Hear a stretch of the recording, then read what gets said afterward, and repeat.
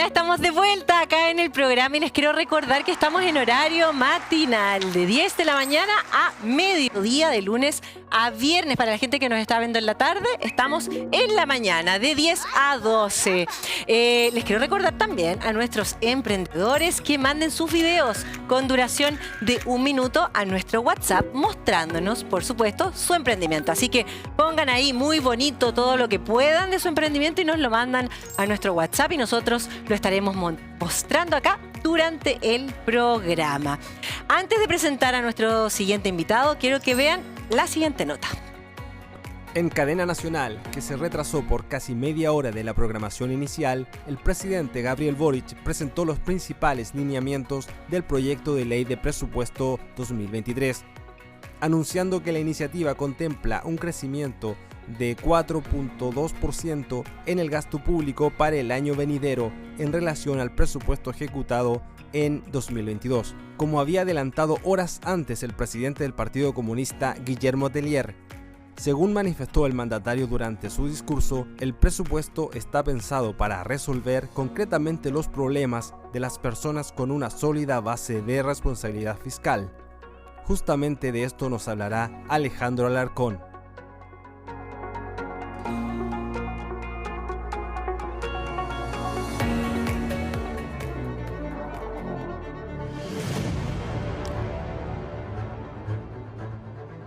Así es, con ventiladores. Así se llama esta nueva sección que tenemos con nuestro querido amigo y economista Alejandro Alarcón. ¿Cómo estás? Muy contentos de tenerte con nosotros. Bueno, yo también estoy contento. Cuéntanos, ¿cuál es tu opinión acerca del presupuesto dado por nuestro presidente Gabriel Boric para el 2023? Es razonable tener un crecimiento del 4,2%. Y digo inmediatamente porque es razonable, porque los problemas del país son bastante grandes. Entonces, yo claramente había dicho que prefería un crecimiento cercano al 2%, pero yo creo que hay demasiada apertura en la economía y sobre todo impacto en la gente. Y por lo tanto, me parece bien eso. Lo que no me parece bien, que todavía no se explica... Ya, aquí viene el con ventilador, prepárense. No se explica bien todavía. ¿Qué pasa con la subejecución de los fondos fiscales? El año pasado, este año, vamos a terminar con una cifra bajo el 100% de la ejecución. O con el riesgo que de aquí a los próximos 2 o 3 meses se empiece a gastar con ventilador, a propósito del nombre, y que no implica necesariamente una eficiencia en el gasto. Hay un importante mensaje de que van a haber fondos en obras públicas, ¿no es cierto?, para ayudarle al empleo, pero eso es lo que más me preocupa, porque si bien estoy de acuerdo con que se tienen que destinar fondos de inversión, son proyectos que hay que preparar con mucho cuidado. Proyectos de camino, de puentes, túneles y otras obras sanitarias y otras obras. Entonces, eso es lo que me preocupa. Nadie nos ha dicho todavía cómo se van a gastar esas plata. Y ciertamente cuáles van a ser los proyectos para el próximo año. Y me preocupa además el enorme crecimiento de los empleos públicos, ¿no es cierto? Hay un crecimiento... Pensé que era un efecto, que era un efecto nuestro y no es tu celular, Alejandro. Yo lo único que te está llamando Gabriel. Mi hija. Tu hija, ponlo por el lado. No, pues no lo vamos a cortar. Ya. Para ti, ¿qué consecuencias puede traer a la economía finalmente un presupuesto de esa magnitud? Claramente un presupuesto, como se indicaba en la nota anterior, que apunta a que la gente que está con muchos problemas tenga alguna sostenibilidad. ¿Cuál es esa gente? Primero, los pobres. Los pobres tienen problemas porque en este país la inflación está fuera de control. Entonces ahí eso es un juego peligroso, porque por un lado se busca ayudar a los pobres, ¿no es cierto?, con un presupuesto, es como meterle la plata aquí en este bolsillo, y después por la otra se la saca porque la inflación es un impuesto.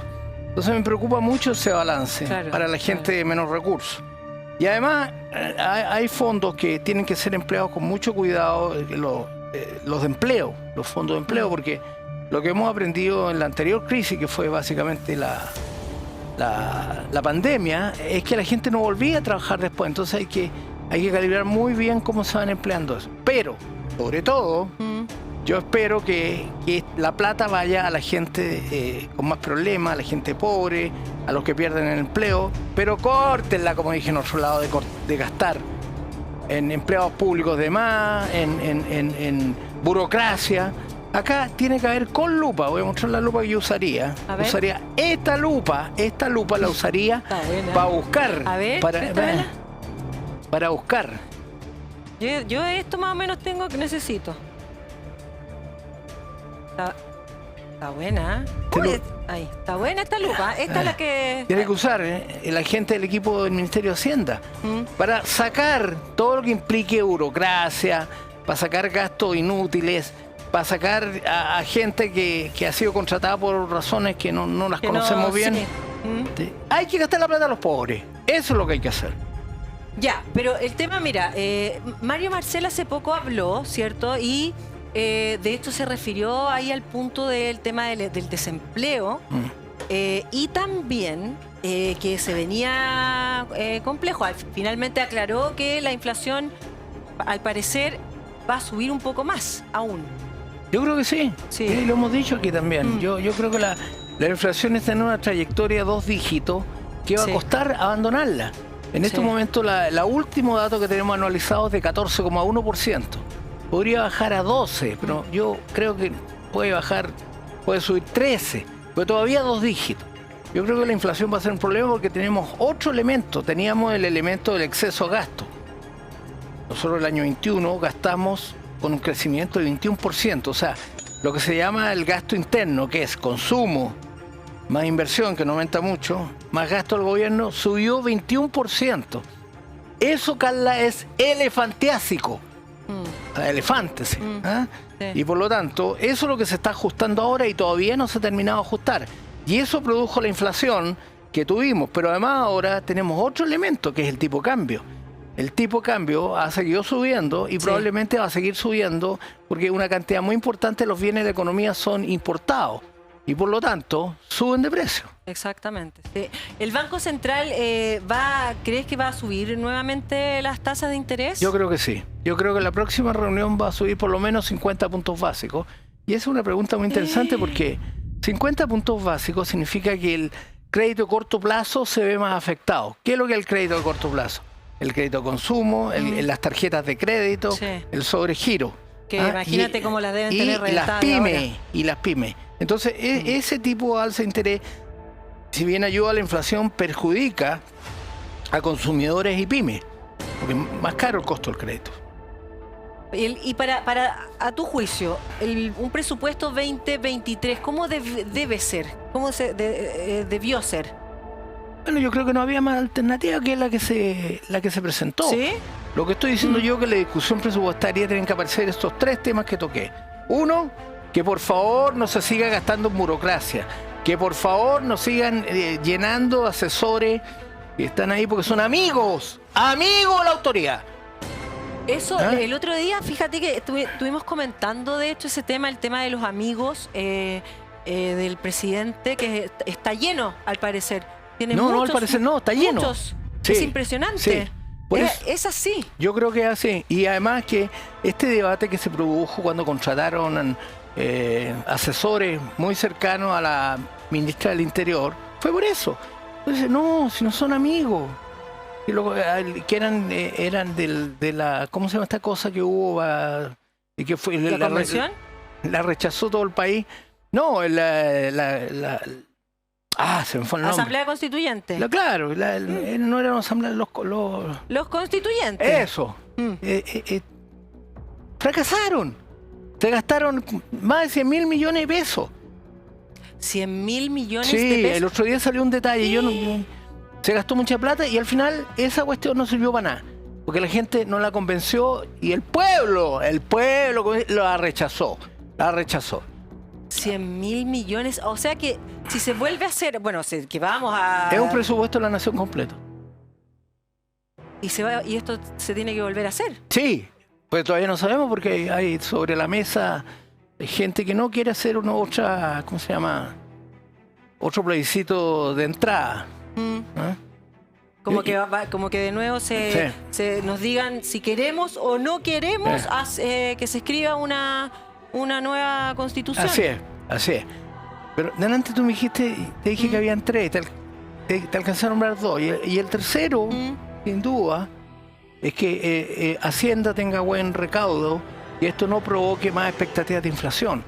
Porque ahí viene el problema, que le metes en un bolsillo y le sacas por el otro con el impuesto de inflación. Tiene que ser un presupuesto que tiene que ser calibrado muy, muy precisamente para que no haya más inflación.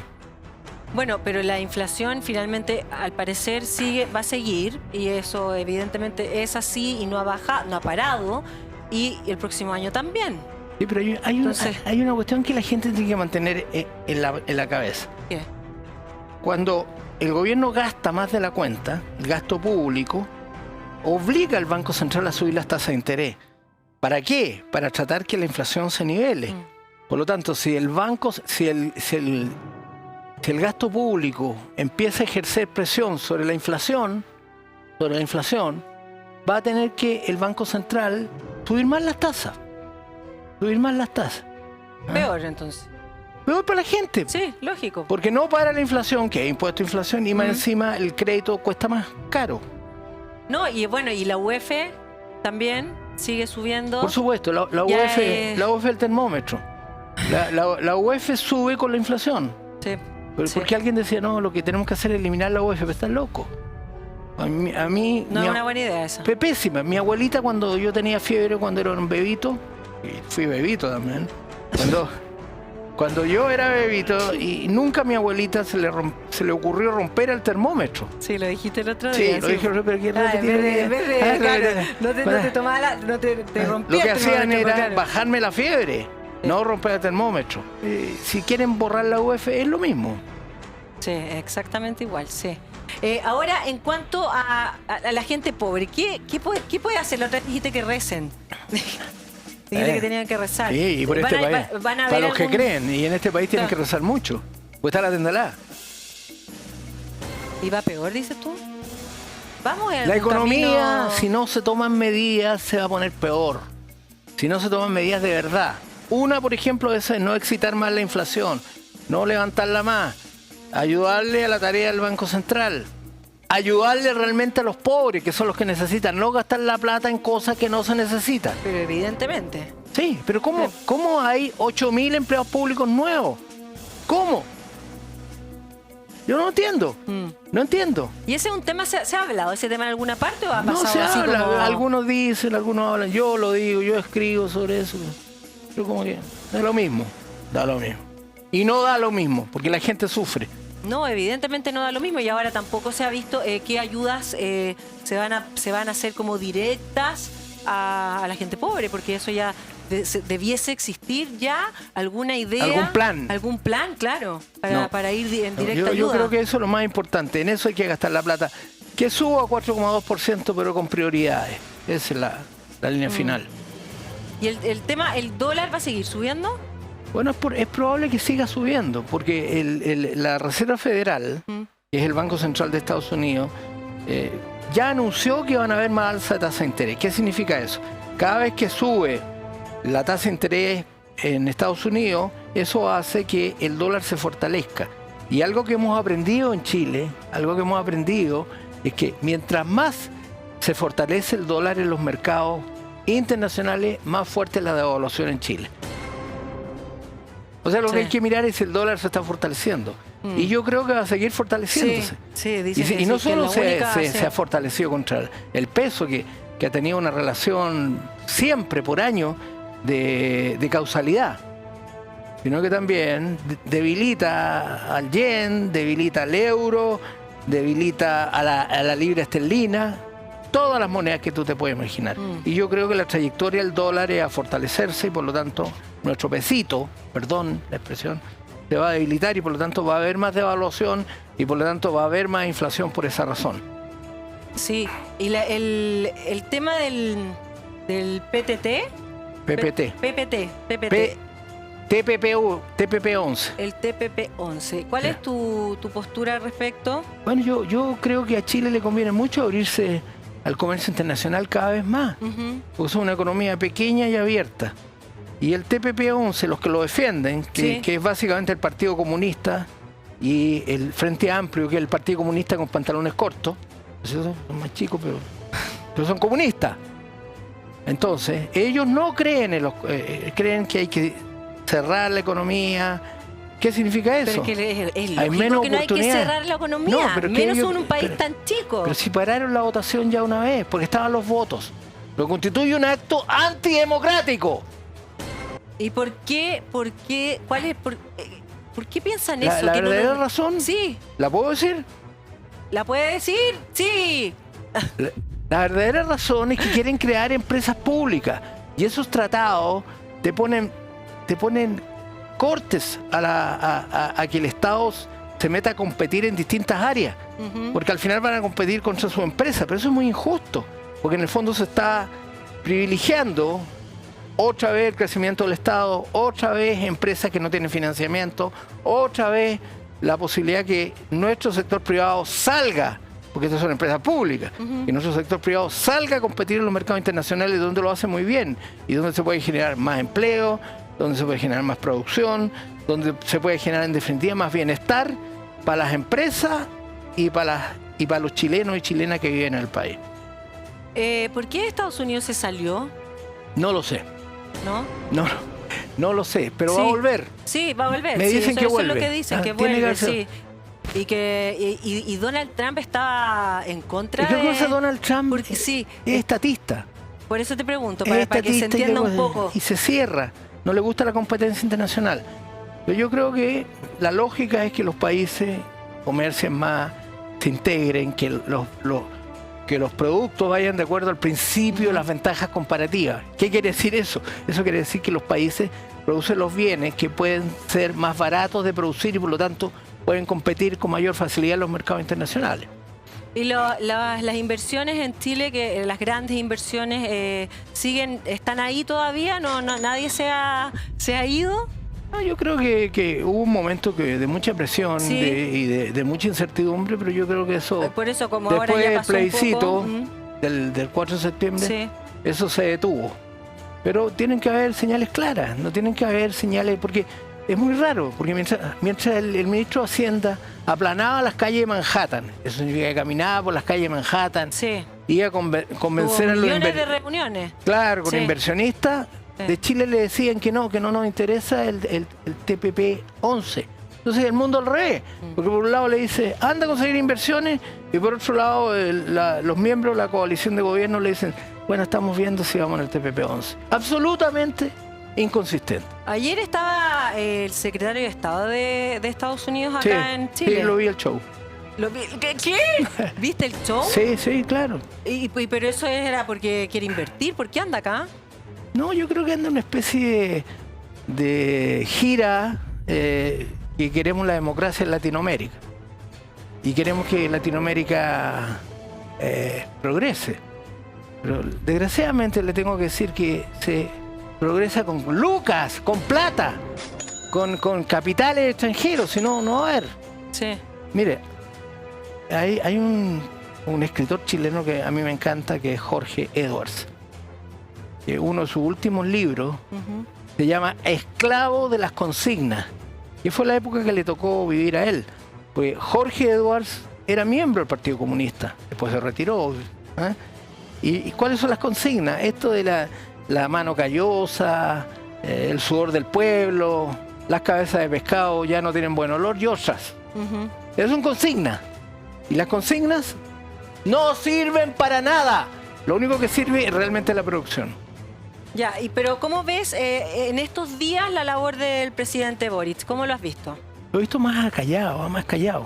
¿Sí? Lo he visto más apagadito. ¿Ah? A lo mejor está penado por alguna pena de amor o algo así. ¿Por qué? No sé. Es que eso es lo que le pasa. Ah, tú lo ves como más triste, como más sí, bajo. sí. Mira. Parece que empieza a darse cuenta que perdió por paliza el plebiscito. Todavía no ha dicho mucho. Para ti, No ha dicho nada. no ha dicho nada. No ha dicho nada. Pero perdió. Y eso quiere decir que la gente se paró en dos patas. Mujeres y hombres de Chile se pararon en dos patas y dijeron, no queremos ese tipo de sociedad. No queremos esas ideas. Y por lo tanto, rechazamos esa idea. Así que ahora están buscando otras ideas. Sí, Vamos a ver cómo va. Vamos a ver cómo va con eso. Alejandra Alarcón aquí en Con Ventilador con nosotros. Te esperamos la próxima semana. Bueno. ¿Ya? Ahí. Muchas gracias por estar con nosotros. Gracias. Última pausa. Quédense, ya volvemos con más.